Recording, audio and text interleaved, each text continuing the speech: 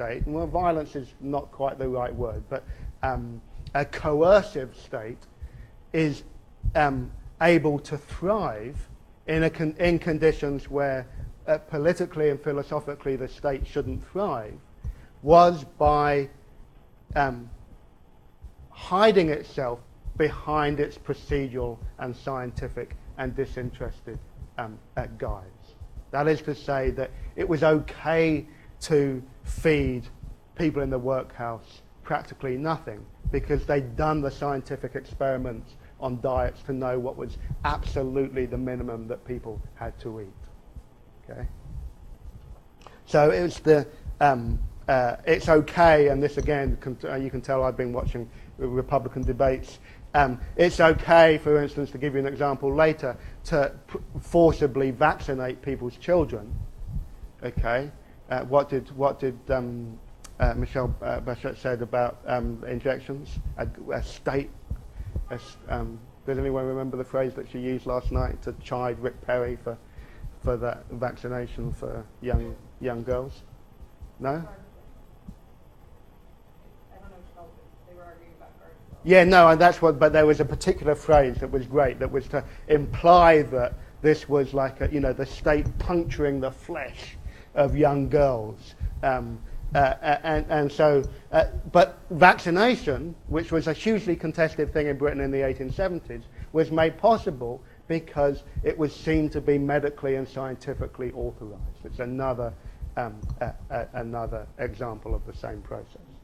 And finally, I've been suggesting to you that this process of the creation of a new type of state power also took highly local and personal forms. I don't want you to leave this room thinking, oh my God, the state is just this anonymous bureaucratic thing. Okay, because actually, you have a good deal of local activity and of the personal forms of power in terms of the elections of boards of guardians, which is totally relaxed, by the way, in the 1895, so that pretty much anyone can take part. Education, you have the creation of local school boards in 1870. One of the first places that women could get a vote in Britain was electing people to local school boards. And you have this figure of the inspector, this key figure of the inspector, one of the specialists in the civil service who had this specialist knowledge and would have to go around and check air conditions and sanitary conditions and conditions in schools and to make sure that kids were attending school.